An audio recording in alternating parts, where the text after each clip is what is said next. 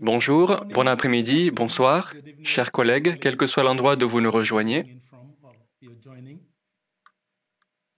J'ai le plaisir, au nom du Centre mondial pour l'adaptation, ou GCA, de vous souhaiter à tous une chaleureuse bienvenue à ce webinaire intitulé La place de l'eau dans le rapport État et tendance de l'adaptation 2021, rapport phare du GCA. Ce webinaire est organisé par la communauté d'adaptation au stress hydrique du GCA. Le GCA réunit aujourd'hui une communauté d'acteurs, de décideurs et de législateurs autour de l'adaptation mondiale au changement climatique. C'est une plateforme ouverte à tous.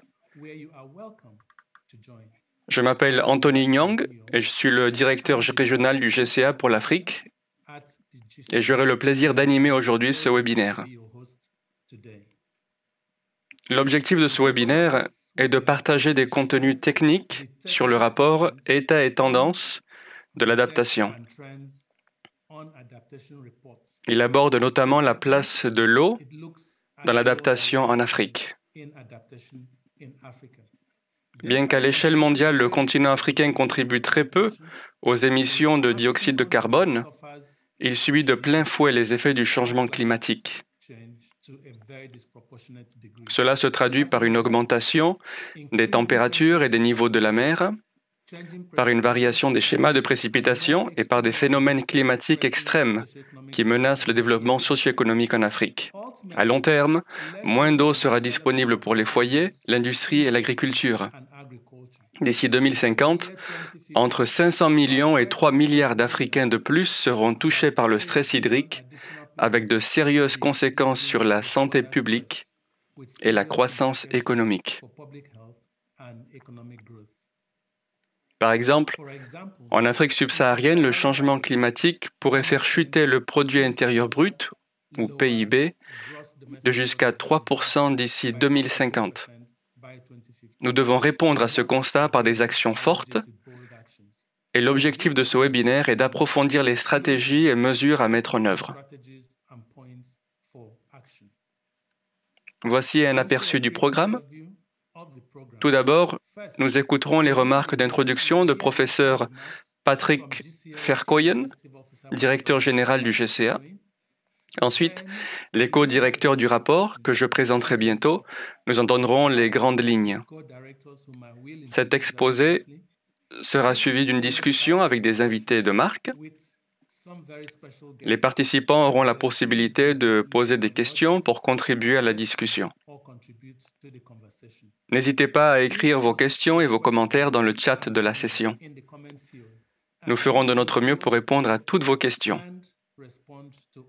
Nous écouterons ensuite un bref exposé présenté par les communautés de pratique de l'AU-NEPAD.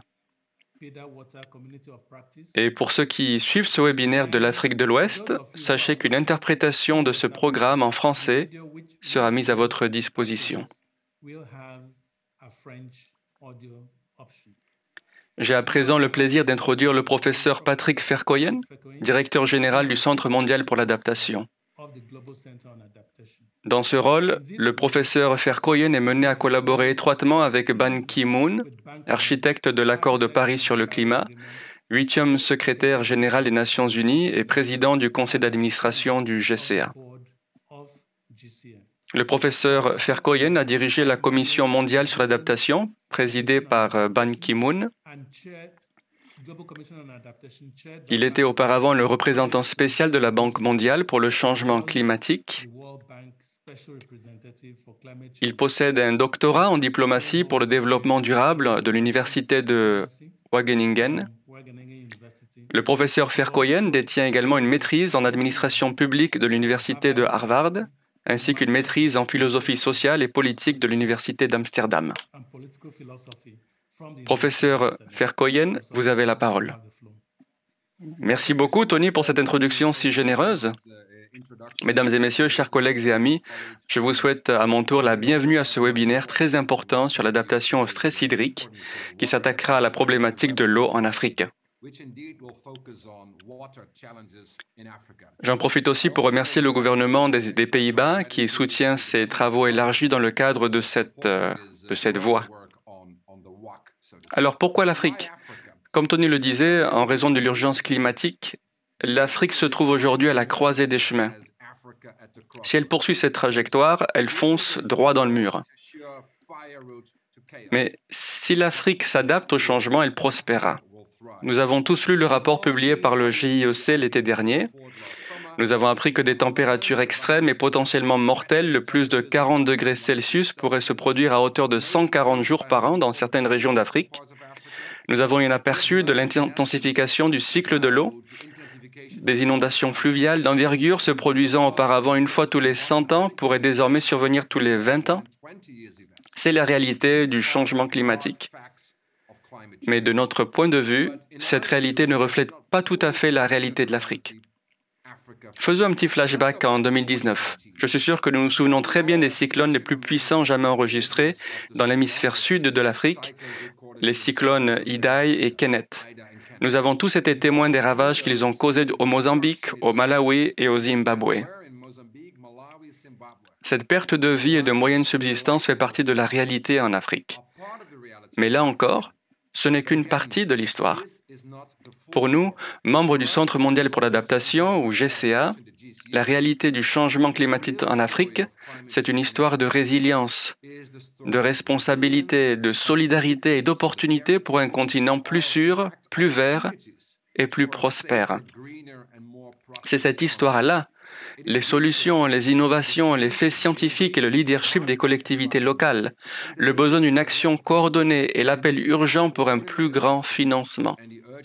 C'est cette réalité-là que nous avons tenté de raconter en octobre dernier dans le rapport « État et tendance de l'adaptation en Afrique » lancé par le président Kenyatta du Kenya, quand nous étions à Nairobi en octobre, juste avant Glasgow. En bref, c'est la première fois que toutes les preuves et les solutions d'adaptation pour le continent sont réunies dans un seul rapport. Si vous le lisez, vous remarquerez qu'il comporte un message central. Investir dans l'adaptation climatique. Et c'est logique d'un point de vue économique.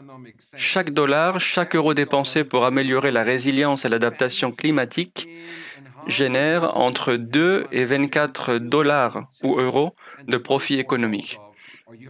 En réalité, c'est l'inaction et non l'action qui coûte cher, car retarder l'action pour l'adaptation climatique ne fera qu'augmenter le coût. Comme vous le savez certainement, ces dernières années, le GCA s'est démené sur la scène internationale pour mobiliser des fonds et des investissements pour l'adaptation. Par exemple, à Glasgow le mois dernier, avec la présidence de la COP au Royaume-Uni, nous avons organisé un dialogue ministériel pour l'adaptation. Et nous avons posé une question aux plus de 30 ministres venus des 4 coins du monde. Avons-nous ou non intensifié nos actions pour l'adaptation en faveur de ceux qui vivent sur le terrain en première ligne? Toujours à Glasgow, nous avons convoqué le sommet pour accélérer l'adaptation au changement climatique en Afrique. C'était une première mondiale. Aux côtés du président Tshisekedi, président de la RDC, mais aussi président de l'Union africaine, nous avons réuni des dizaines de leaders venus d'Afrique et au-delà pour impulser le programme d'accélération de l'adaptation en Afrique, l'AAP. L'AAP est le programme d'adaptation le plus important jamais mené en Afrique. Nous l'avons co-développé en collaboration avec la Banque africaine de développement. Alors, qu'est-ce que c'est? C'est 25 milliards répartis sur 5 ans et 4 piliers. L'agriculture, l'infrastructure, la jeunesse, l'entrepreneuriat et la finance. Et ce programme d'adaptation au stress hydrique est transversal. Pourquoi est-ce capital? Parce que développer une résilience hydrique et climatique, comme vous le savez, peut entraîner un cercle vertueux d'avantages sociaux et environnementaux. Créer des emplois, formaliser des réseaux de coopération, donner la parole et des moyens aux collectivités locales. Donc pour le GCA, le rapport État et tendance en Afrique de l'année dernière, au mois d'octobre, n'était pas un événement ponctuel. Nous aurons une deuxième audition sur l'état et les tendances en Afrique en 2022. Pourquoi est-ce important? Tout simplement parce que la COP27 organisée par l'Égypte est la COP de l'Afrique. Donc le rapport STA 2022 façonnera et approfondira cette base analytique qui à son tour viendra enrichir les futurs travaux entrepris par l'AAAP. Et nous sommes impatients de collaborer avec vous, partenaires et amis du GCA. Pour conclure, j'aimerais remercier deux personnes en particulier pour le rôle majeur qu'ils ont joué dans le rapport STA 2021, État et tendance de l'adaptation 2021. Le professeur Jamal Saghir et le docteur Ede Ijaz. Ce sont les co-directeurs, mais également les cerveaux et les pères fondateurs de ce rapport. Et nous sommes ravis qu'ils soient parmi nous aujourd'hui, non seulement pour partager des leçons à tirer de ce rapport, mais aussi pour explorer des pistes de collaboration à l'avenir. Je souhaite aussi remercier Job Verhagen et Aze Johansen, qui sont avec nous également et qui dirigent l'équipe spécialisée dans l'eau. En conclusion, je veux remercier chacun de vous, non seulement d'avoir rejoint ce webinaire, mais aussi de collaborer avec nous pour mener à bien ce projet décisif. Nous avons besoin de vous et de votre soutien, car je suis fermement convaincu qu'il s'agit du grand défi de notre génération. Et la question de l'eau est au cœur de ce défi. Et n'oublions pas que la pandémie de Covid-19 a été implacable. Ses répercussions sanitaires et économiques ont été désastreuses. Nous l'avons tous vécu au quotidien. Mais c'est seulement ensemble que l'on pourra faire face au triple problème du Covid-19, de la reprise économique et de l'adaptation climatique. Je suis donc persuadé que 2022 va être une année difficile, mais difficile n'est pas impossible. Merci beaucoup. Je vous souhaite à tous un échange constructif. Tony?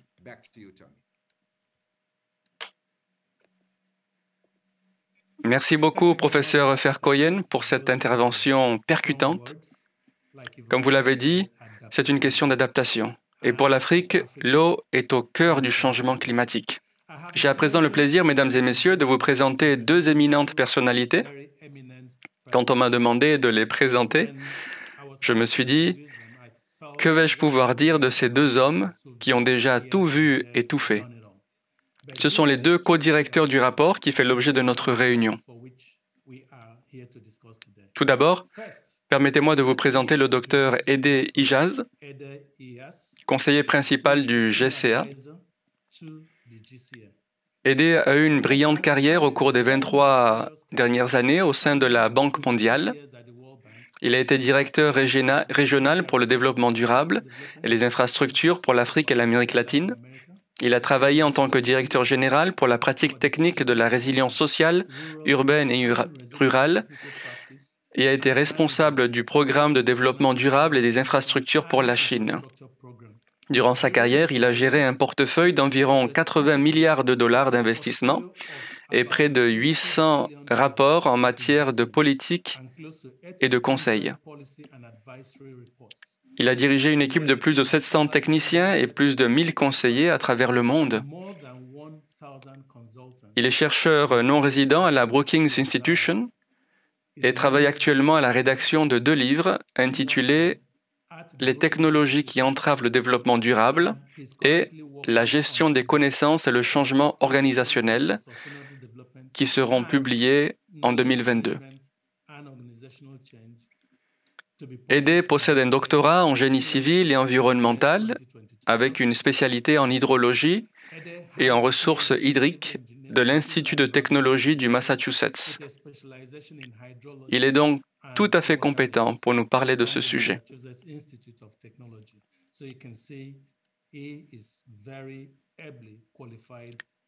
J'ai également le privilège de vous présenter le professeur Jamal Saghir, qui est également conseiller principal au GCA. Professeur Saghir est un économiste et un spécialiste en infrastructure, changement climatique et finances internationales. Il compte plus de 25 ans d'expérience au sein du groupe de la Banque mondiale. De 2010 à 2016, il a été directeur du développement durable et conseiller régional en chef à la Banque mondiale.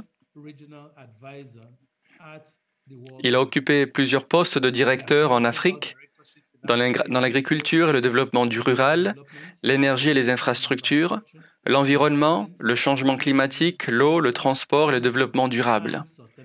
Il est aujourd'hui professeur agrégé à l'Institut pour l'étude du développement international de l'Université McGill à Montréal, au Canada. Un éminent chercheur pour l'économie et le développement à l'Université américaine de Beyrouth, ainsi qu'un chercheur au Payne Institute de la Colorado School of Mines. Il siège au conseil d'administration de plusieurs sociétés et institutions. Il a contribué à l'élaboration de rapports majeurs adressés au secrétaire général des Nations Unies et à la communauté internationale sur les thèmes de l'énergie et du changement climatique. M. Saguir a participé à plus de 60 ouvrages, livres et essais qui traitent pour la plupart du changement climatique et de l'eau. Vous conviendrez que nous avons donc réuni ici deux des plus grands spécialistes en la matière pour discuter de ce sujet si important. Vous avez la parole, Dr. Edeh.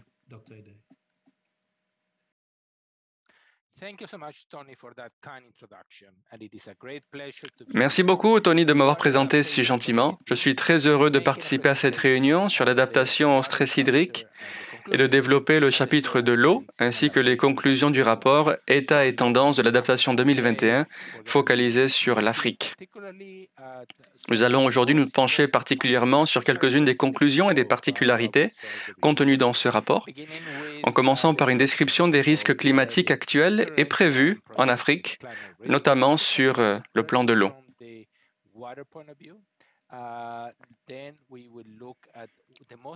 Nous allons ensuite examiner le secteur qui, d'après nous, est le plus touché dans ce domaine, c'est-à-dire l'agriculture. Puis nous parlerons des inondations en Afrique. Enfin, nous tenterons de résumer le tout par un message clé. Il est temps d'apporter des solutions intégrées, il est temps de rassembler des différentes disciplines qui ont travaillé en parallèle sur cette question sous une seule et unique mission coordonnée. L'état et les tendances de l'adaptation en Afrique est donc le deuxième rapport de cette série. Le premier rapport était mondial et abordait chaque région du monde. Ce deuxième rapport s'intéresse à l'Afrique. C'est un continent particulièrement vulnérable sous plusieurs rapports, mais il présente un véritable potentiel de solutions d'adaptation. Et c'est ce à quoi nous nous sommes attachés. Notre rapport est avant tout scientifique. Il se base sur les meilleures conclusions scientifiques, une analyse des réglementations et des suggestions de mesures à mettre en place par les décideurs. C'est donc un rapport qui met en avant des solutions, comme je vous le disais. Nous avons tenté d'aborder plusieurs aspects des questions socio-économiques liées à l'adaptation climatique, de la macroéconomie et de la finance à la crise du Covid en définissant le rôle des mesures d'adaptation. Le secteur privé, la jeunesse et l'emploi ainsi qu'un ensemble de secteurs économiques, de l'agriculture au transport et aux infrastructures, en passant par les villes et les ressources hydriques, mais aussi d'autres questions essentielles telles que les zones sèches, le commerce et la sécurité alimentaire. Enfin, des questions transversales comme la santé, l'inégalité des sexes, les conflits et les migrations, et les objectifs de développement durable, ou ODD. Examinons à présent les risques climatiques actuels les plus importants en Afrique, ainsi que les prévisions. Nous avons eu la chance d'avoir le rapport 2020 du GIEC, et juste avant le 6e rapport d'évaluation, qui a permis de tirer la sonnette d'alarme, car la situation est grave et elle va continuer de s'aggraver. D'après les scénarios évoqués par le GIEC, pour les 10 ans à venir, on pourrait observer un réchauffement de 1,5 degré Celsius et d'ici 2050, un réchauffement de 2 degrés ou plus. Ce qu'il faut noter, c'est qu'il s'agit d'une moyenne mondiale. Pour l'Afrique continentale, ce réchauffement pourrait donc être bien plus élevé. Par exemple, des journées de plus de 35 degrés Celsius pourraient augmenter de 20 à 160 jours par an, suivant le scénario et la région. Mais quand on regarde même des températures d'environ 40 degrés, où l'organisme est mis à mal et où la santé et la productivité du travail sont considérablement impactées, notamment dans certains secteurs économiques comme le tourisme, on s'attend à ce que ces journées augmentent de 10 à 140 jours par an, selon le scénario et la région envisagée par le GIEC. À terme, la température va donc jouer un rôle important.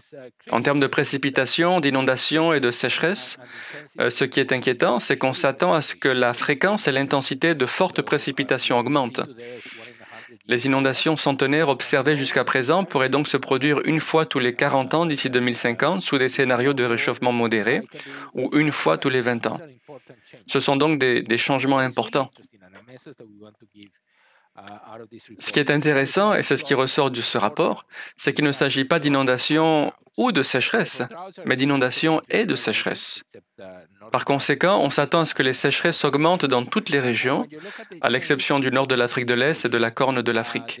Et quand on regarde les variations en termes de précipitations totales, elles sont mineures, mais on observe plus de pluie lors de fortes précipitations dans la plupart des régions, avec une demande d'évaporation croissante. Il y aura donc une intensification du système hydrométéorologique. Le fait que les variations en précipitation totale ne soient pas très élevées peut mener à des solutions potentielles comme le stockage ou des infrastructures naturelles. Pour ce qui est des inondations côtières, le GIEC indique que le niveau de la mer en Afrique monte un peu plus vite que la moyenne mondiale et qu'il continuera d'augmenter de 40 à 50 cm avant la fin de ce siècle sous des scénarios de réchauffement modérés. Sous des scénarios de réchauffement plus élevés, le niveau pourrait grimper de presque 1 mètre. Le plus important, ce n'est pas seulement l'impact que cela aura sur les communautés côtières et leurs infrastructures, mais surtout la combinaison de la montée du niveau de la mer et de précipitations plus intenses, car cela aggrave les inondations côtières. Ainsi, des inondations auparavant centenaires se produiront une fois tous les 10 ans, voire tous les 20 ans d'ici 2050, et une fois tous les 5 ans ou même tous les ans d'ici 2100, même sous un réchauffement modéré. Autrement dit, un bon nombre des zones côtières africaines et de leur population seront davantage exposées. Et ce que l'on peut voir dans le chapitre urbain du rapport, on ne va pas en parler aujourd'hui, c'est qu'il y a une migration massive vers ces régions, entraînant dès lors un double problème d'organisation et d'inondation côtière, ce qui complique d'autant plus la situation. Nous allons à présent parler d'agriculture et pour ce faire, je laisse la place à Jamal. Merci Jamal. Merci beaucoup Ede. Tu as très bien défini le cadre de notre discussion et du rapport. Avant de se pencher sur l'agriculture en Afrique, permettez-moi de préciser ce qu'il faut comprendre par adaptation au stress hydrique. L'adaptation au stress hydrique contribue à développer une résilience aux chocs et aux perturbations liées au volume d'eau et aux variations de sa qualité. L'adaptation au stress hydrique comporte 5 dimensions. La prévention des inondations, dont on a déjà parlé, dont on reparlera tout à l'heure. Les mesures de protection et d'atténuation.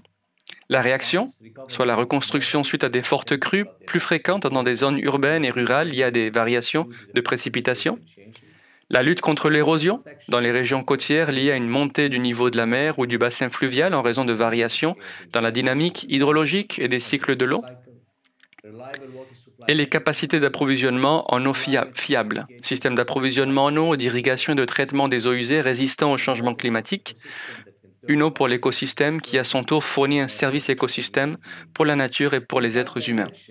Ces 5 dimensions permettent aux pays de concevoir leurs infrastructures et leurs politiques en tenant compte de futurs scénarios climatiques, y compris une augmentation des inondations et du stress hydrique qui affecterait au passage tous les secteurs. Dans le secteur de l'agriculture en particulier, la sécurité alimentaire et nutritionnelle en Afrique est déréglée. Dans les années 1970 et 1980, nous avons déjà manqué le virage de la révolution verte. Nous sommes à présent en train de rater la résilience du secteur. Pour l'heure, nous ne sommes pas sur la bonne voie. En 2020, plus d'un cinquième de la population africaine souffrait de la faim, une proportion 2 fois supérieure, toutes régions confondues.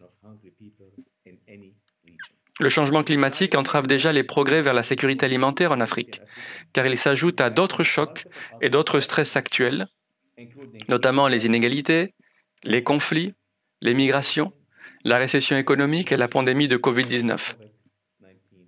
D'ici 2030, un réchauffement de 3 degrés Celsius réduira les revenus des plus pauvres de 40%.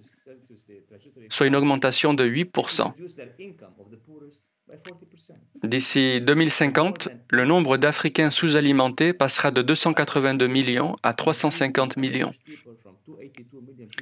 Ce réchauffement réduira de 30% les cultures de maïs et de bananes et de 60% celles de haricots d'ici 2050.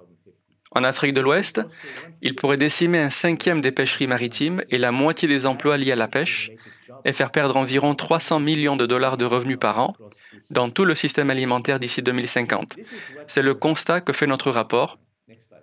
Image suivante. Si on se base sur un réchauffement de 1,5 degré Celsius, comme le disait Edé au début, la marge de manœuvre est plus importante pour s'adapter au système alimentaire africain. Toutefois, une action régionale, nationale et locale demeure essentielle. On ne peut pas continuer sur cette voie. Il faut faire beaucoup plus, car l'insécurité alimentaire continue d'augmenter de 5 à 20% après chaque inondation ou sécheresse. Sous un scénario de 1,5 degré, chaque nouveau choc impactera la sécurité alimentaire, l'agriculture et les Africains les plus démunis. Image suivante. Si on regarde à présent le lien entre l'Afrique et le changement climatique, l'agriculture et l'eau, on s'intéressera à l'énergie une prochaine fois. D'ici 2050, le nombre de personnes qui connaîtront une pénurie d'eau pendant au moins un mois par an grimpera à plus de 5 milliards par rapport à 3,6 milliards aujourd'hui, entraînant ainsi une concurrence sans précédent pour les ressources en eau. Cette rivalité se traduira par des conflits, des migrations et un déchirement de la structure sociale, notamment dans les pays les plus pauvres d'Afrique. On a déjà observé ce genre de tension autour du lac Tchad, en Afrique de l'Est et en Afrique centrale. À mesure que le stress hydrique augmente, cette situation continuera de prendre de l'ampleur. Par ailleurs, certains pays se voient davantage impactés car ils sont fortement dépendants de bassins fluviaux contrôlés par les nations en amont. Et le partage de l'eau est constamment source de tension. On entend parler des conflits en Éthiopie, au Soudan et en Égypte pour le Nil bleu, et d'autres pays dans le monde, par exemple en Turquie. Ces tensions seront interrégionales, intrarégionales et internationales. Il nous faut les suivre de près car elles auront un impact sur l'agriculture et les populations. Nous voyons en plus de preuves d'une variation météorologique et hydrologique, et nos prévisions pointent vers une augmentation considérable de ces variations. Par conséquent, le besoin d'adaptation pour gérer les ressources en eau est une urgence absolue. C'est indiscutable. Image suivante. Étant donné que l'agriculture est le secteur qui proportionnellement emploie le plus d'eau totale en Afrique, jusqu'à 80% en Afrique subsaharienne, l'agriculture pluviale représente 95% de la région. Plus de 1,1 milliard de personnes sont exposées à des contraintes hydriques. C'est le secteur qui crée des emplois, c'est le secteur où se produit le développement rural, et si nous n'investissons pas dans des systèmes d'irrigation efficaces, dans l'agroalimentaire et dans les semences spécifiques adaptées au changement climatique, nous pourrions rater une autre occasion de voir le continent se développer. Seuls 3% des terres cultivées en Afrique subsaharienne sont irriguées. 3%. C'est moins que le Mexique, où 5% des terres cultivées sont irriguées. Rendez-vous compte, on compare un continent à un pays. Au Mexique, 5% des terres sont irriguées par rapport à 3% en Afrique subsaharienne. Les infrastructures d'irrigation pourraient être étendues à quelques 38 millions d'hectares par rapport à 7 millions aujourd'hui. Par conséquent, il nous faut développer des infrastructures d'irrigation de manière beaucoup plus agressive. Mais il faut aussi que ces infrastructures tiennent compte de l'adaptation. Image suivante.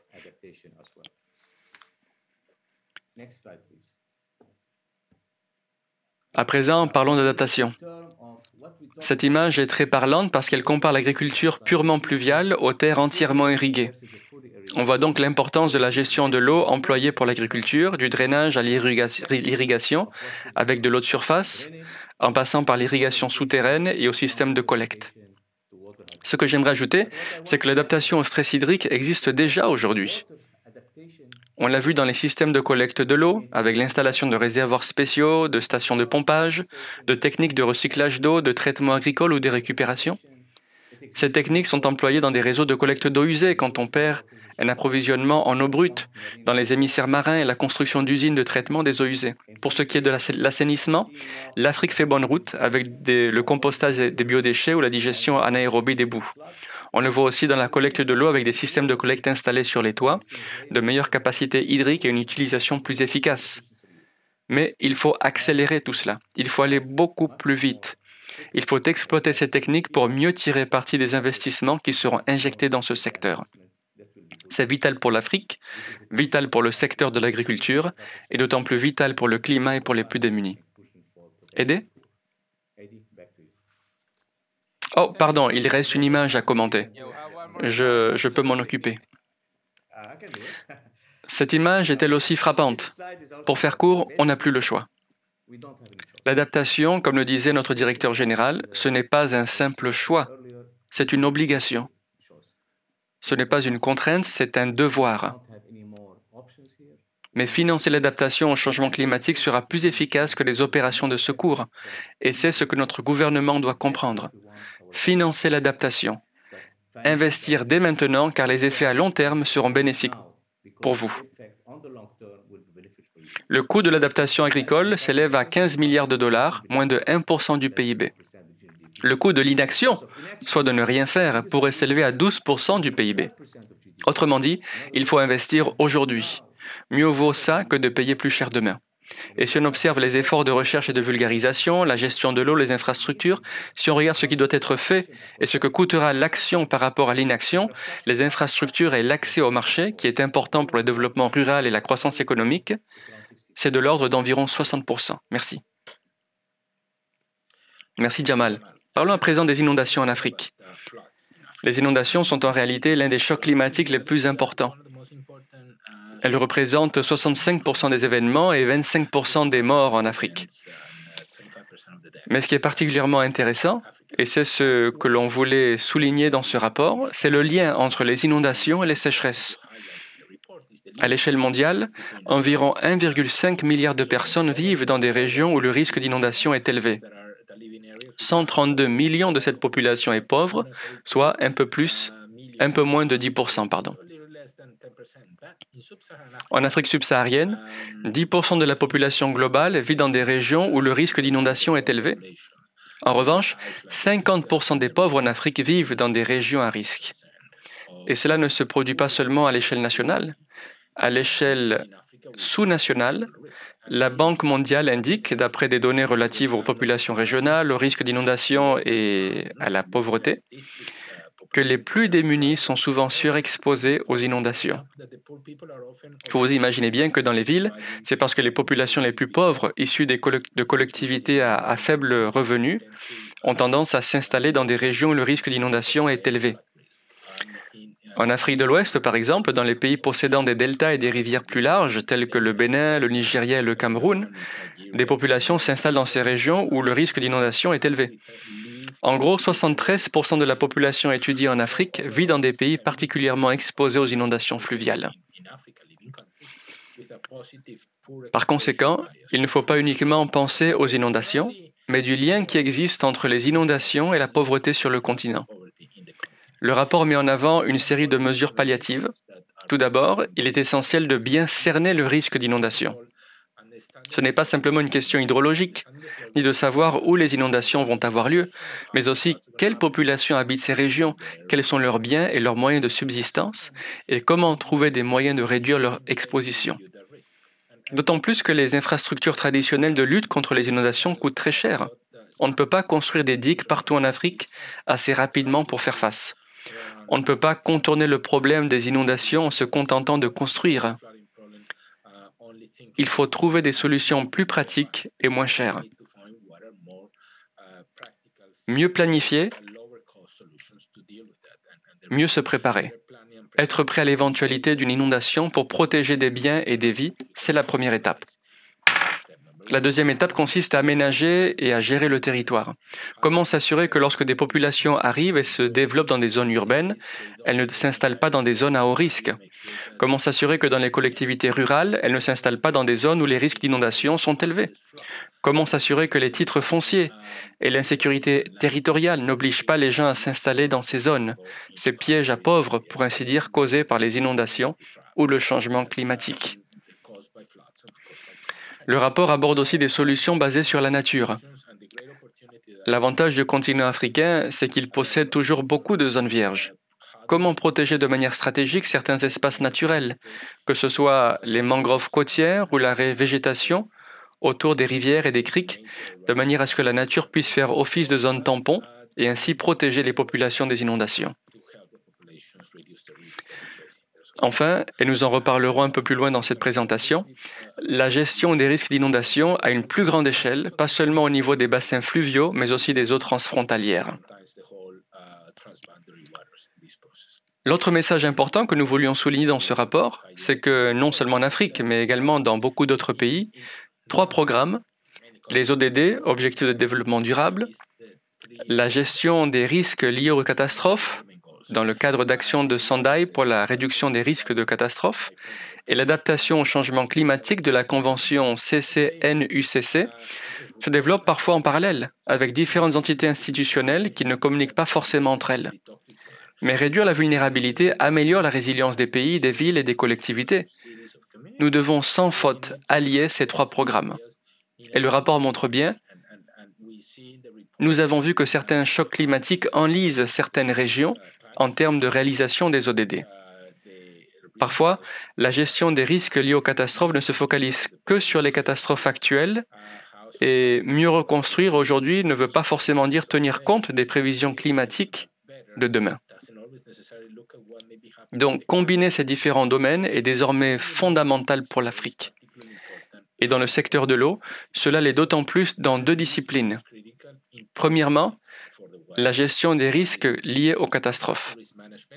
Encourager les recherches, la préparation aux situations d'urgence, le mieux reconstruire, les systèmes d'information publique, les systèmes d'alerte rapide et la planification face aux situations d'urgence.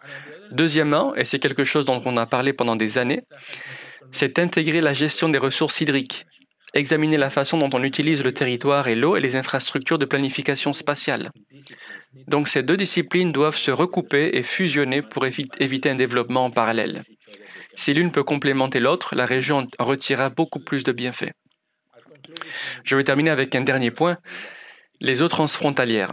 90% de la surface du continent africain est constituée de bassins transfrontaliers. Donc si on examine l'adaptation climatique au sein d'un seul pays, nos solutions sont limitées.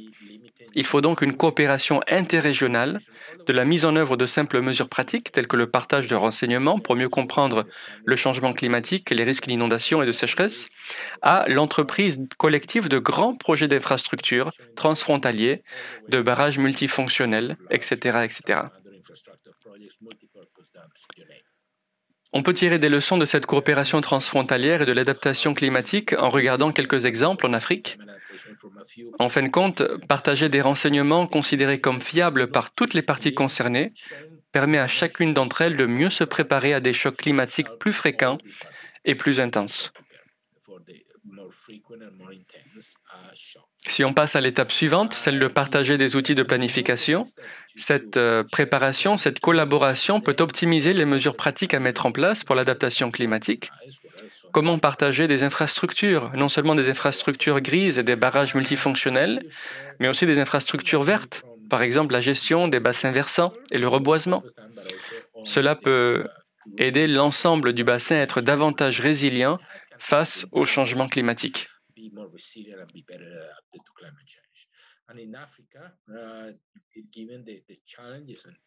En Afrique, étant donné les difficultés rencontrées en termes de capacités techniques, une telle coopération pour garantir que les capacités techniques puissent être partagées et exploitées afin que des pays puissent s'adresser à la communauté internationale avec des projets plus aboutis et parvenir à mobiliser des ressources financières, est une dimension critique des eaux transfrontalières, spécifiques à l'Afrique. Très peu d'autres régions au monde doivent surmonter ce défi, à part peut-être le centre de l'Asie. À présent, Jamal partagera les conclusions du rapport dans le domaine de l'eau.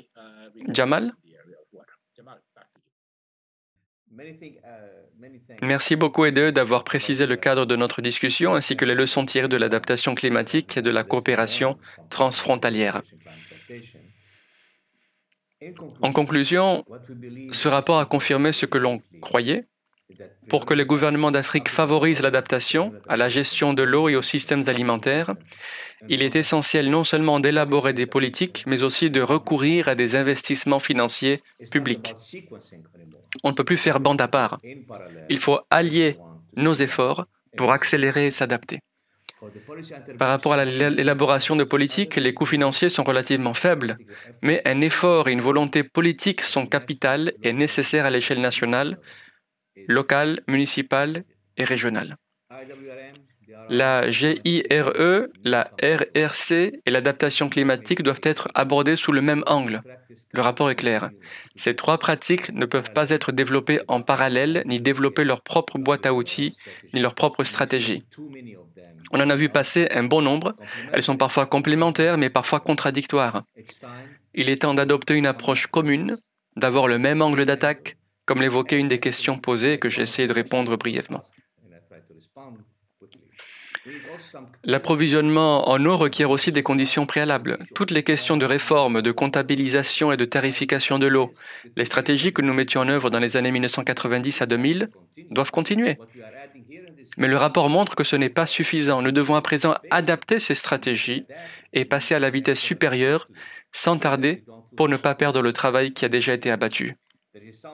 Nous avons de solides preuves en faveur d'un argument commercial pour inciter au financement public et privé. Beaucoup ont déjà manifesté leur intérêt pour financer des solutions d'adaptation parce qu'elles présentent des innovations, des technologies et des savoir-faire. Nous pouvons tirer parti de l'expérience considérable que nous avons acquise en Afrique et sur d'autres continents. La région sud-sud de l'Afrique se développe rapidement, le nord-sud avance aussi, et j'ai également observé une bonne expérience régionale pouvant être exploitée au niveau national. Il y a donc 5 domaines d'investissement majeurs. Les activités de recherche et de vulgarisation, la gestion de l'eau, les infrastructures résistantes au changement climatique, l'aménagement durable du territoire et les données et services d'information climatique. Tout cela nous permettra d'envisager le futur de manière beaucoup plus optimiste. Merci.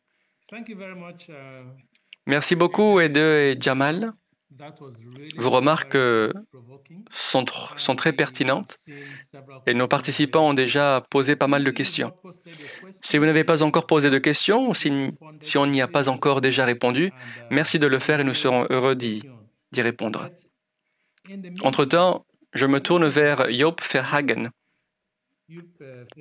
Joop est responsable de la division de l'eau au GCA.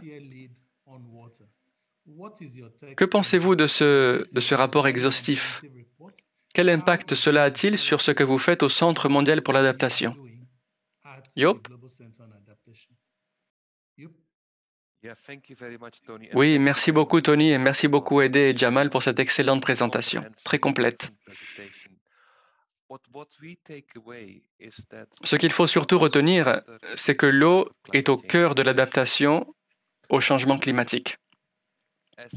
Comme on l'a vu, l'eau est aussi au cœur des ODD et la planète n'est pas sur la bonne voie pour ce qui est d'atteindre les ODD liés à l'eau.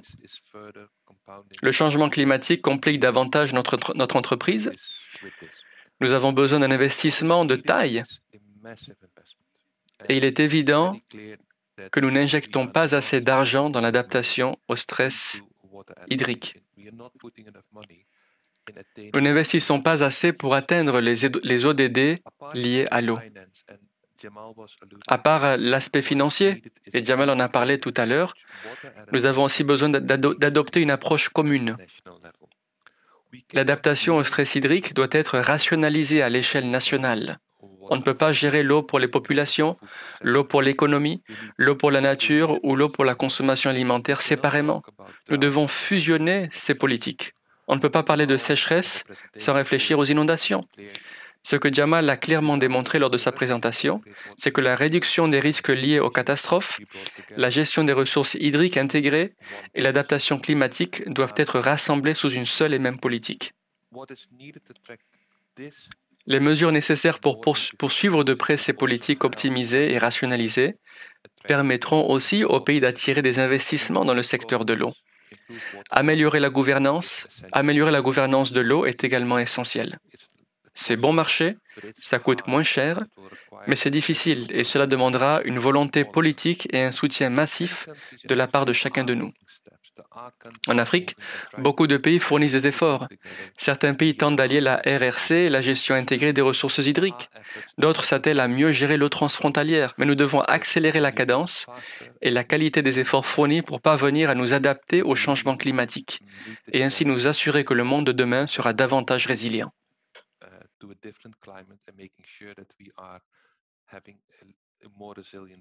Le GCA travaille sur un certain nombre de projets.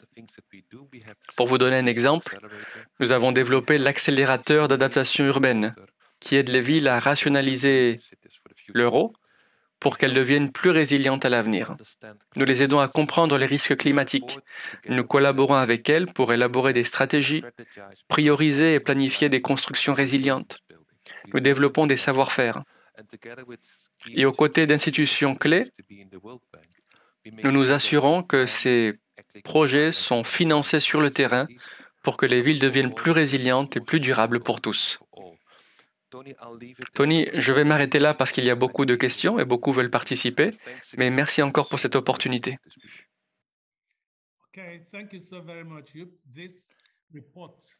D'accord, merci énormément. Ce rapport, comme on vient de le voir, est très concret. Ce ne sont pas des paroles en l'air. Il explique clairement quelles sont les activités du GCA. Et je suis certain que les autres apporteront aussi leur pierre à l'édifice. Quelqu'un a soulevé une question dont on n'a pas encore beaucoup parlé, la fréquence des prochains cyclones.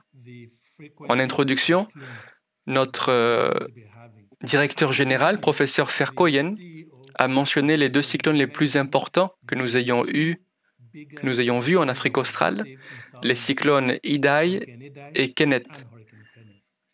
Doit-on s'attendre à d'autres cyclones de même intensité? Que nous réserve l'avenir? Ede et Jamal, je ne sais pas si l'un d'entre vous aimerait répondre à cette question. Tony, ce que le rapport indique et ce que le rapport du GIEC indique aussi, c'est que des cyclones de plus grande force et les dégâts incalculables qu'ils provoquent. Les mesures évoquées précédemment relatives à la gestion des catastrophes sont particulièrement applicables aux cyclones. C'est l'un des phénomènes les plus évidents. Mais souvenons-nous qu'il y a des milliers de catastrophes survenant localement en Afrique, comme des nouvelles de cyclones, qui détruisent autant de vies et de moyens de subsistance sur l'ensemble du continent. Tony?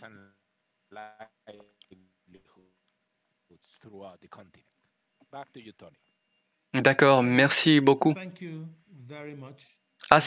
Voici une question qui vous est destinée. En gros, vous coordonnez les communautés d'adaptation au stress hydrique et c'est vous qui dirigez cette série de séminaires sur le sujet. Alors, pourquoi l'eau? Pourquoi le thème de l'eau? Et que remarquez-vous jusqu'à présent dans les communautés de pratique que vous pilotez déjà?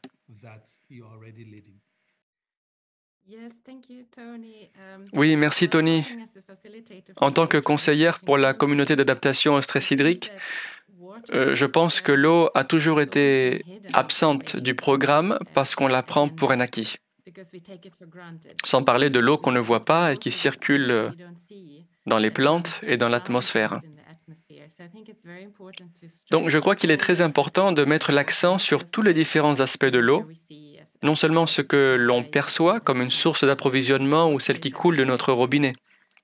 Pour ce qui est des collectivités, je crois que l'essentiel est de parvenir à collaborer étroitement avec elles. Comprendre les points de vue de chacun, partager des idées dans un espace protégé, partager son expérience, ses connaissances et apprendre les uns des autres pour se mettre à la place de l'autre et ainsi pouvoir apprendre ensemble et avancer ensemble. Donc, Il ne s'agit pas seulement de s'asseoir dans la même pièce et d'échanger. Il nous faut approfondir ces échanges et soulever des questions fondamentales et ainsi avancer ensemble. Trouver ensemble des réponses et voir comment changer la gouvernance, les mécanismes financiers, les structures organisationnelles des politiques. Ce ne sont pas des questions faciles, mais elles nécessitent une concertation mutuelle. Donc, d'après moi, pour préserver l'eau, nous devons chercher des moyens de collaborer et de mieux apprendre ensemble. C'est ce que nous essayons de favoriser dans les communautés d'adaptation au stress hydrique. Nous réunissons différentes parties prenantes et différents points de vue pour discuter de vive voix. Donc vous êtes tous les bienvenus. Merci. J'aimerais ajouter quelque chose, si vous me le permettez, Tony. Tout d'abord, l'eau est pour l'adaptation ce que les énergies renouvelables sont pour l'atténuation. Si on compare ces deux domaines, l'énergie renouvelable a percé en termes de technologie, de réduction de la consommation de carbone et de remplacement des combustibles fossiles. Le secteur de l'eau, pour ce qui est de l'adaptation, doit à son tour percer de manière beaucoup plus agressive dans le domaine des technologies, dans la prévention et la réforme pour qu'il puisse attirer davantage d'investisseurs du secteur privé. Ce secteur n'a jamais vraiment séduit les investisseurs privés. Le retour sur investissement a toujours été de moins de 12%, alors que l'énergie génère un retour de 20%, les télécommunications 25%, etc., etc. Nous devons mettre ce secteur au cœur de l'adaptation. Dans le cas contraire, les conséquences sur l'éducation, la sécurité alimentaire, l'environnement et tout le reste seront énormes. Par conséquent, notre objectif est de marteler cette idée et de remplacer l'idée habituelle de l'eau comme étant un droit humain fondamental, ce qui est certes important, mais qui a été répété maintes et maintes fois. La réforme de l'eau physique, la semi-privatisation, les eaux transfrontalières ou la gestion des eaux souterraines pour rationaliser l'adaptation et la remettre au cœur du débat dans les 5 à 10 années à venir.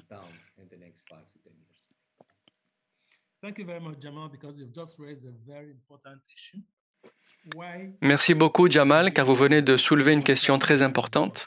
Pourquoi percevons-nous l'eau comme une ressource, comme un service social offert à tous?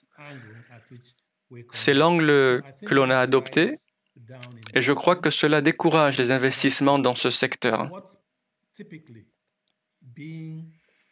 Jamal, vous qui avez de l'expérience dans ce domaine, puisque vous avez dirigé des initiatives d'envergure, quelles principales recommandations pourriez-vous faire qui aideraient les gouvernements, notamment nos gouvernements africains, à réaliser que l'eau en tant que ressource pourrait attirer des investisseurs et des investissements ou, si elle n'est pas correctement exploitée et canalisée, leur faire comprendre qu'elle pourrait plomber considérablement tous les indices économiques.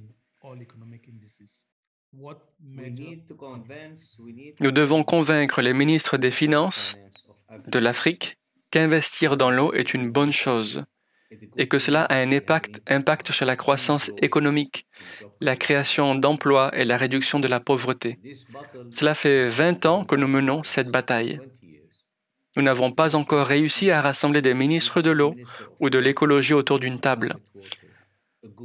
Seule une poignée de pays écoutent attentivement les recommandations de leurs ministres de l'eau en matière de retour économique ou d'investissement dans ce domaine. Par le passé et maintenant avec l'adaptation, le message est le suivant. Il vaut la peine d'investir dans l'eau, car cela peut avoir un impact à long terme sur la croissance économique, notamment en termes d'investissement dans le domaine de la sécurité alimentaire.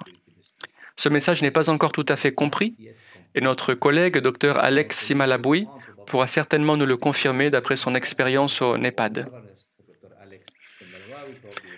Le secteur de l'eau doit devenir le centre d'attention du ministre des Finances. C'est ma priorité. Si nous y parvenons, nous pourrons faire avancer notre programme de manière beaucoup plus agressive que nous l'avons fait jusqu'à présent. Par conséquent, l'adaptation est une porte d'entrée efficace car elle a aujourd'hui un coût. Merci. Très bien, merci beaucoup. À présent, J'aimerais vous présenter un collègue qui m'est cher, Monsieur Alex Simalaboui. Monsieur Simalaboui est secrétaire exécutif du Partenariat mondial pour l'eau, PME, pour l'Afrique australe et directeur de la coordination au sein du PME. Il est également responsable mondial pour le changement climatique au PME et le coordinateur mondial du programme pour l'eau, le changement climatique et le développement au siège mondial du PME.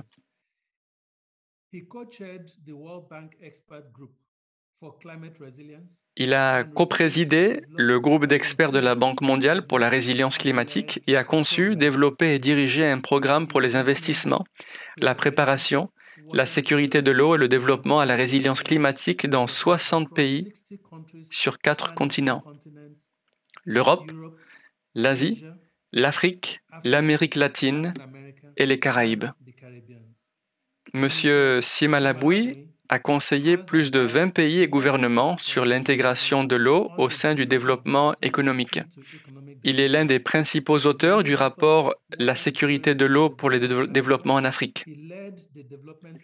Il a dirigé le développement du cadre stratégique de l'Union africaine pour la sécurité de l'eau et le développement de la résilience climatique. Il possède un diplôme d'études supérieures de commerce, une maîtrise en administration des affaires et en génie civil, ainsi qu'une maîtrise en politique publique de la Kennedy School of Government, Université de Harvard. Alex, vous travaillez sur une autre communauté de pratique, mais cette fois, vous vous intéressez à la gouvernance des eaux transfrontalières et à la législation internationale sur l'eau. Pourriez-vous nous dire ce qui a suscité cette démarche, sa raison d'être, et comment cela pourrait permettre de trouver des solutions aux problématiques évoquées aujourd'hui? Alex, vous avez la parole. Super, merci beaucoup. Je remercie le GC de m'avoir invité en tant que représentant du Partenariat mondial pour l'eau afin de contribuer à ce webinaire passionnant sur le rapport État et tendance. Au passage, je tiens à dire que je suis tout à fait d'accord avec mon collègue Yop, avec qui je collabore étroitement dans le cadre de notre travail sur l'Afrique. L'eau est bel et bien au cœur de l'adaptation. C'est notre conviction. Et nous avons bien vu lors des exposés présentés par les experts, y compris Jamal, que les inondations et les sécheresses ont fortement déréglé l'hydrologie africaine et par extension l'ensemble de l'économie sur le continent. La communauté de pratique dont je vais parler fait partie du programme d'investissement pour l'eau en Afrique, officiellement appelé Programme continental d'investissement pour l'eau en Afrique ou AIP. C'est un programme très ambitieux dont l'objectif est de mobiliser au moins 30 milliards de dollars d'ici 2030 et de générer 5 millions d'emplois. C'est un programme sophistiqué, porteur d'avenir, et c'est en réalité le programme officiel de l'Union africaine. Il a été adopté par les chefs d'État de l'Union africaine en février 2021 et approuvé par le conseil d'administration du Conseil des ministres africains chargés de l'eau, AMCOW. Au départ, le programme d'investissement pour l'eau en Afrique était une idée d'un groupe de haut niveau au sein des Nations Unies et de la Banque mondiale. Il a été organisé par le président de la Banque mondiale et le secrétaire général des Nations Unies, Ban Ki-moon, qui est aujourd'hui président du GCA. Lors d'un rapport final publié en 2018, ce groupe de haut niveau a recommandé le lancement d'un programme d'investissement pour l'eau en Afrique en vue d'accélérer la mise en œuvre de mesures pour mobiliser des investissements pour l'assainissement de l'eau en Afrique et s'attaquer aux risques grandissants du changement climatique. Son objectif est de simplement transformer les perspectives d'investissement pour la sécurité de l'eau, mobiliser des investissements de haut niveau, comme le disait le professeur Jamal, comme ça a été le cas dans d'autres secteurs comme l'éducation, la santé et l'énergie, ce qui malheureusement n'a pas été le cas pour l'Afrique. Les investissements en Afrique sont à la traîne. L'objectif est de favoriser la création d'emplois et de mettre les emplois et la croissance économique au cœur de la gestion de l'eau et des investissements. L'eau étant un moyen d'arriver à une fin. Il nous faut donc remplacer l'eau au centre de la croissance économique et de la création d'emplois.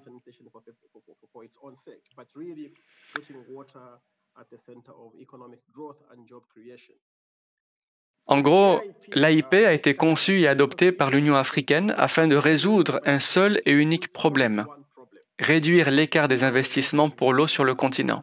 D'après la Banque africaine de développement, les investissements nécessaires pour concrétiser la vision de l'Afrique par rapport à la sécurité de l'eau s'élèvent à quelque 64 milliards de dollars par an. Mais les investissements actuels ne représentent que 10 à 19 milliards de dollars, soit un écart considérable, estimé à 45 à 54 milliards de dollars par an. C'est ce qu'il faudrait mobiliser. La question qui se pose est donc, comment réduire cet écart d'investissement? Tant que les financements ne sont pas au rendez-vous, on peut toujours élaborer des projets et des politiques, mais leur mise en œuvre restera en l'air.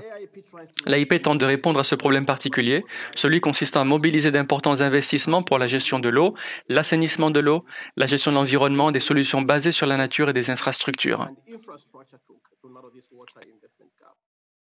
Comment l'AIP s'y prend-il? Premièrement, en mobilisant un engagement politique de haut niveau. Là encore, je reviens sur les propos de Jamal.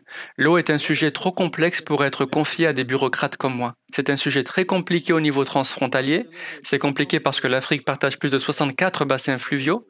Il faut donc des pourparlers politiques au plus haut niveau. Il faut impliquer des chefs d'État. Il n'y aura pas d'investissement majeur dans l'eau. Il ne peut y avoir ce genre d'investissement sans l'implication des chefs d'État. Par conséquent, l'AIP tente de constituer, et c'est son cheval de bataille actuel, un groupe international de haut niveau pour investir dans l'eau en Afrique. Ce groupe sera constitué de représentants de chefs d'État africains désignés, ainsi que de responsables de la communauté internationale. L'objectif est de mobiliser un engagement politique de haut niveau et de suivre de près les engagements obtenus pour mobiliser des fonds et des investissements pour l'Afrique.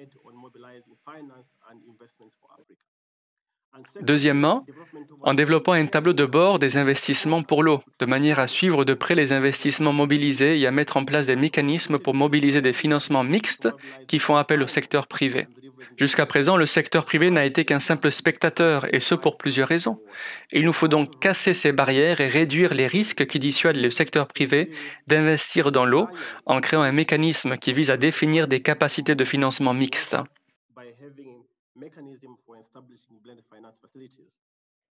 Bien sûr, il est très important à l'échelle nationale de développer un environnement propice aux investissements, des arguments commerciaux pour l'eau et un climat favorable. Il faut aussi réduire les goulets d'étranglement qui entravent la préparation de projets bancables et s'assurer que la résilience climatique, les réformes générales, l'autonomisation des femmes et l'inclusion sociale sont prises en compte lors de l'élaboration de ces projets d'investissement.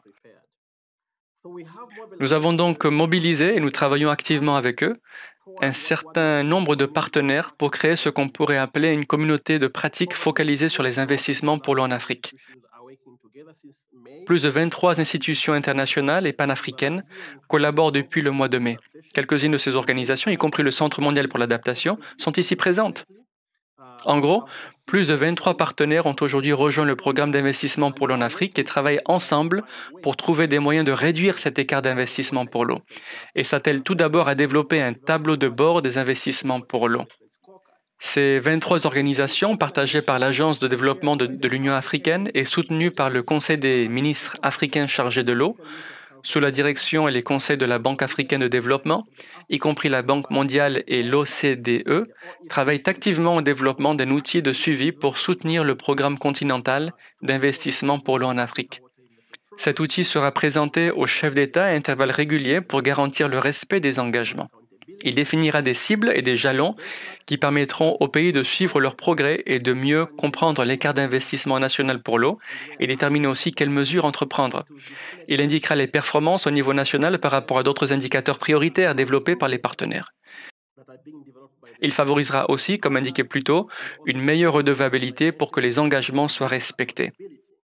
Il aidera les pays à suivre leurs progrès, à identifier les goulets d'étranglement, à prendre des dispositions pour réduire l'écart d'investissement pour l'eau et à expliquer clairement aux dirigeants politiques, chefs d'État, ministres de l'eau, ministres des Finances, ce qu'il faut faire pour mobiliser ces investissements, y compris ceux du secteur privé.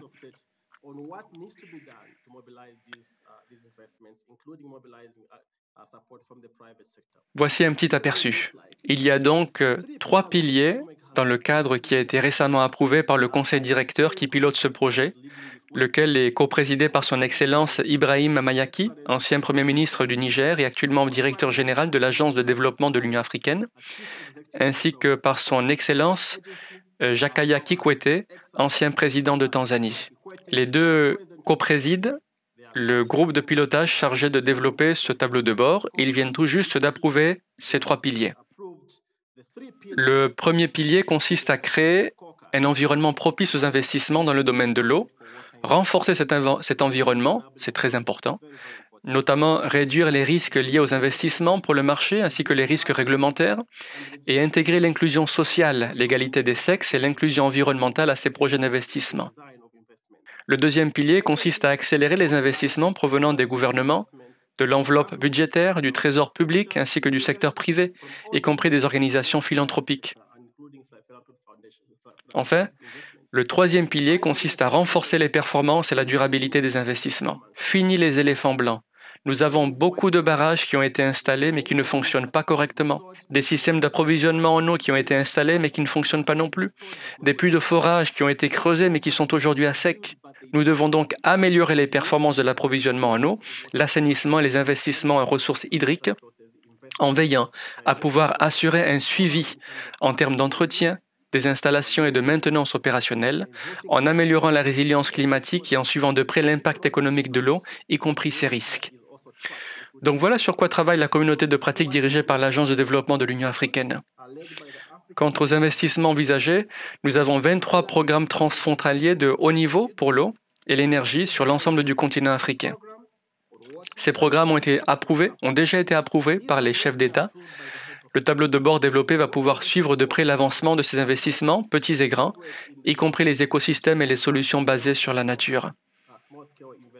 Le programme a déjà démarré. 5 pays y travaillent aujourd'hui: la Tunisie, le Bénin, le Cameroun, l'Ouganda et la Tanzanie.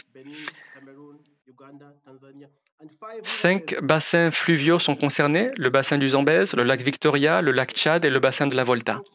Donc merci, professeur Nyang, de m'avoir donné cette opportunité. J'en profite pour remercier chaleureusement le GCA pour son travail extraordinaire. Nous sommes impatients de collaborer côte à côte avec vous dans le cadre du programme d'investissement pour l'eau en Afrique. Et merci Yop pour votre participation active à la communauté de pratique et pour votre implication dans le tableau de bord AIP où vous représentez activement le GCA. Merci.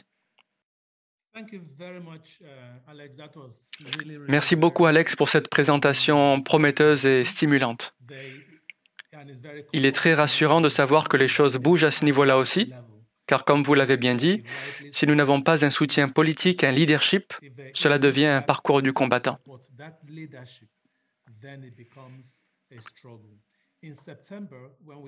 En septembre, quand nous avons tenu les amis du GCA de l'AAP sur l'adaptation, le président Kikwete était là et nous l'avons accompagné. Et il a expliqué avec éloquence pourquoi c'est la voie à suivre.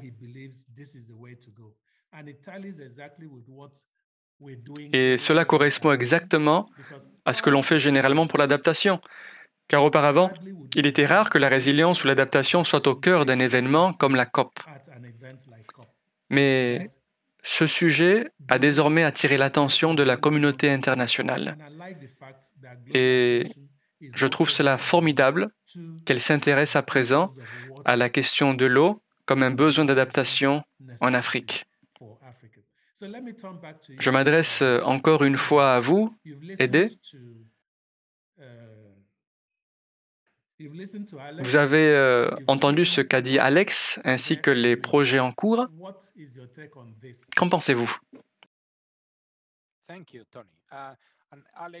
Merci Tony et Alex, merci pour cette excellente présentation. Je crois que l'AIP ainsi que les initiatives entreprises par l'Union africaine sont fondamentales pour améliorer la gestion de l'eau dans ce processus. Je crois qu'en fin de compte, ces solutions font partie intégrante de notre démarche visant à améliorer l'adaptation et la résilience de l'Afrique face au changement climatique.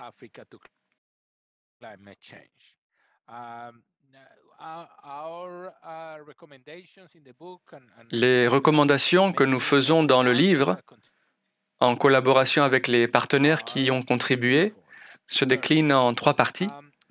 Premièrement, beaucoup ne pensent pas forcément à l'importance du changement climatique. Ils ne réfléchissent pas forcément au rôle important que jouera le changement climatique à l'avenir. Mais ces structures vont être là pendant 20, 50, 70 ans, ce qui est exactement la période, beaucoup des impacts du changement climatique. La connexion est très mauvaise.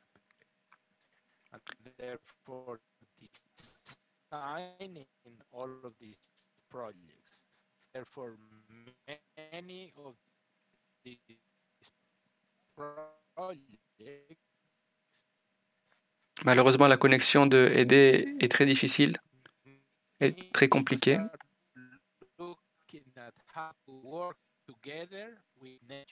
Comment travailler ensemble et la nature pour être plus résilient. Ces problèmes ne peuvent pas être résolus sans une coopération transfrontalière, et c'est ce que vous faites aujourd'hui.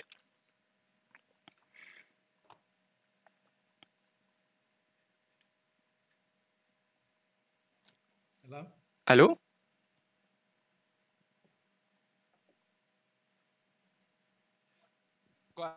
Allez-y, Tony.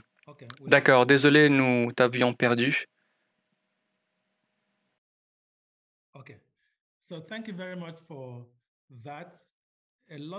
D'accord. Merci beaucoup pour cette réponse, Aidé.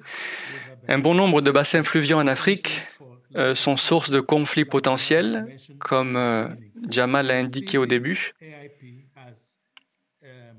Je trouve que l'AIP est un instrument qui pourrait permettre de désamorcer quelques-uns des conflits qui pourraient se produire lors de la gestion des bassins fluviaux partagés. Jamal, qu'en pensez-vous?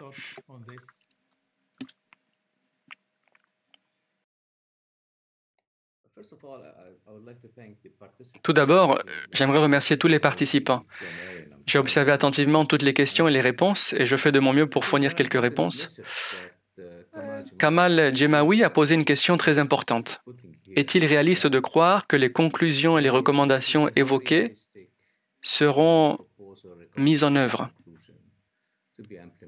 Et une autre question m'interpelle. Pourquoi les Africains ne sont-ils pas impliqués? Je vais essayer de répondre à cette dernière question publiquement. Le rapport est réalisé conjointement avec de nombreux Africains. Ce rapport est le reflet de l'Afrique. Ce n'est pas un rapport écrit par n'importe qui. Il a été écrit par des personnes qui connaissent l'Afrique, qui travaillent sur l'Afrique depuis de nombreuses années. Entre les co-directeurs, nous avons au moins 50 ans d'expérience sur l'Afrique. Donc on n'essaie pas de formuler des idées étrangères au continent africain. D'ailleurs, nous avons consulté de nombreuses universités, des études de cas, etc., etc.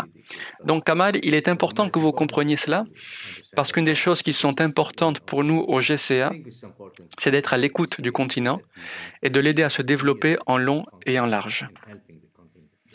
Ensuite, pour ce qui est de la question, et je reviendrai après vers vous, Tony, s'il est réaliste de mettre en œuvre les recommandations et les conclusions, en réalité, nous sommes déjà en train de recommander et de travailler. On travaille au Sahel, on travaille dans la Corne de l'Afrique, avec la Banque africaine, sur quelques-unes des recommandations relatives à l'agriculture, au type d'adaptation au stress hydrique. Donc nous allons de l'avant, et l'idée est de passer de la théorie à des solutions concrètes. C'est bien tout l'intérêt du GCA. C'est la seule organisation qui négocie des solutions. L'idée est avant tout de mettre en place des solutions sur le terrain, mais pour les mettre en place, il faut d'abord comprendre ce qui se passe sur le terrain. Par conséquent, la question que Tony pose est importante pour nous tous. Si on ne comprend pas les problèmes transfrontaliers et l'économie politique liée à l'eau, ou le lien entre l'agriculture et l'irrigation, ou la question de la sécurité alimentaire, on ne pourra pas prodiguer des conseils judicieux. On deviendra donc comme tous les autres qui offrent des solutions toutes prêtes, imposées par le haut et fabriquées ailleurs. Ce qu'on essaie de faire sous la direction de Tony, notamment en Afrique, car il est au cœur même du continent, c'est de proposer quelque chose de faisable et d'acceptable. C'est pourquoi certaines propositions peuvent sembler très simples. D'autres nécessiteront simplement une volonté politique. Alex a été très clair, si nous ne parvenons pas à impliquer les chefs d'État, les premiers ministres et les ministres des Finances pour qu'ils s'emparent du dossier et se focalisent sur l'adaptation au stress hydrique, c'est perdu d'avance. Le moment est venu d'être clair, ce n'est pas une question de capacité technique. J'ai participé le week-end dernier à un webinaire sur des questions techniques. C'était très intéressant, tous ces techniciens et ces gens très intelligents de la région ont de beaux projets. Mais je n'ai pas entendu un seul message économique ou politique pour savoir qui apportera un changement d'attitude ou de mentalité ou quel financement sera injecté dans la région. C'est un aspect important pour vous, Tony. Merci.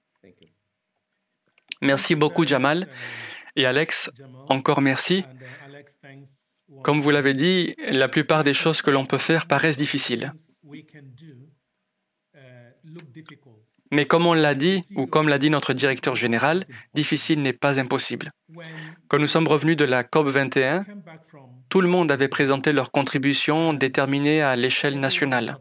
En fin de compte, ce que j'ai pu comprendre, l'Afrique a besoin d'environ 3 000 milliards de dollars d'ici 2030 pour mettre en œuvre les contributions déterminées à l'échelle nationale. Ça ressemblait à un coût irrécupérable. Et la Banque africaine de développement ne semblait pas réagir.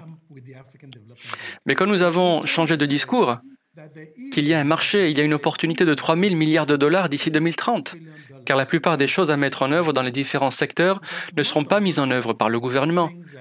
Les gouvernements créeront simplement un environnement propice qui permettra à ceux qui le veulent d'investir. On a commencé à voir certaines personnes se rapprocher de nous, se rapprocher des banques, à voir des investisseurs qui veulent faire partie de cette aventure, tout simplement parce que nous avons changé de discours. Donc je crois que nous pouvons faire un certain nombre de choses, des choses toutes simples comme changer de discours, en disant qu'il y a de réelles opportunités d'investissement.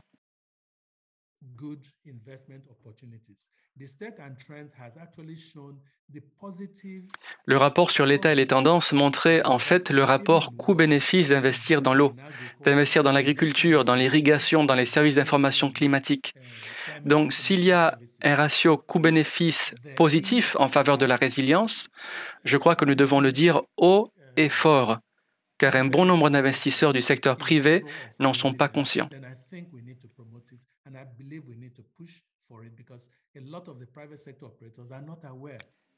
Et c'est là l'un des points forts du rapport État et tendance, c'est qu'il contient des détails sur ces bénéfices qu'on ne trouve nulle part ailleurs.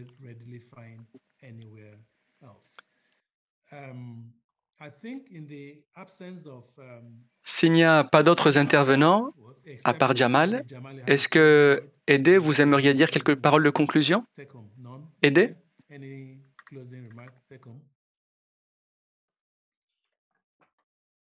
Allez-y, Jamal. D'accord. Tout d'abord, j'aimerais vous remercier, Tony, et vous, Asse, pour la formidable réunion de ce matin. J'aimerais aussi remercier le gouvernement des Pays-Bas. Je sais qu'il est très important pour le gouvernement néerlandais d'avoir ce genre de débat, ce genre de communauté alternative. Je participe à de nombreuses réunions et j'espère que ce genre de réunion a du succès pour rassembler des personnes de tout le continent autour de différents sujets et pouvoir ainsi les approfondir. J'espère vraiment que nous aurons d'autres occasions d'échanger. J'espère qu'à l'avenir, nous pourrons parler des sous-secteurs pour détailler davantage ce sujet et apprendre de tous vos commentaires et avoir votre avis sur la façon dont on peut encore mieux soutenir l'Afrique et surtout le peuple africain. Merci.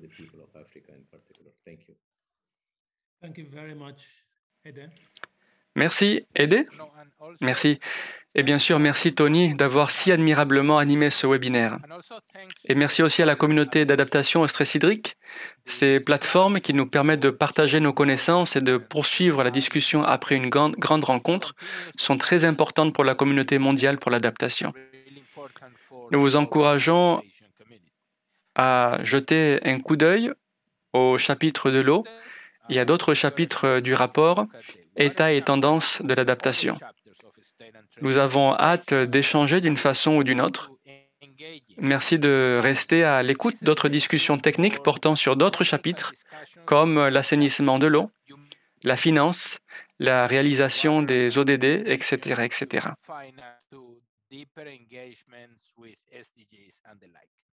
En tout cas, merci encore pour tout, Tony. Très bien. Merci beaucoup, Aidé et Jamal, pour cette excellente présentation. On a vu beaucoup de choses. On a vu le rôle et l'importance que l'eau joue dans l'adaptation et comment nous aussi nous devrions nous adapter. Comme le dit souvent le directeur général, adaptez-vous, vous prospérerez, ne changez rien, vous périrez. On sait très bien qu'on ne peut pas se permettre de faire ça. Nous n'avons plus le choix. L'eau est essentielle. L'eau est vitale pour l'économie africaine. Et plus nous la percevrons comme un bien public mondial et gratuit, moins nous réaliserons qu'il faut en prendre soin et préserver nos ressources hydriques.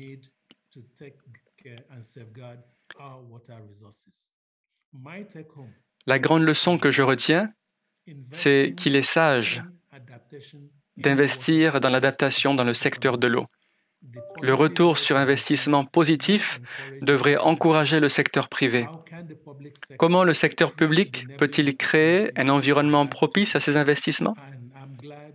Je suis ravi que la communauté de pratique créée par l'AUDA et le Partenariat mondial pour l'eau s'intéresse de près à cette question.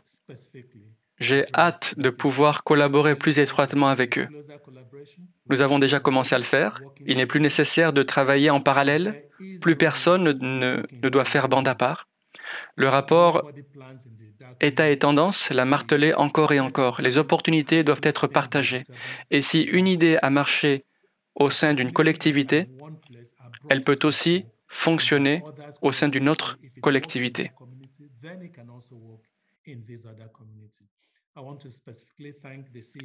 J'aimerais en particulier remercier le directeur général d'avoir soutenu ce programme et de l'avoir concrétisé.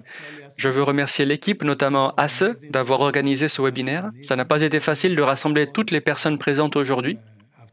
Yop et toute l'équipe. Donc, merci énormément. Nous avons hâte de nous réunir à nouveau très bientôt.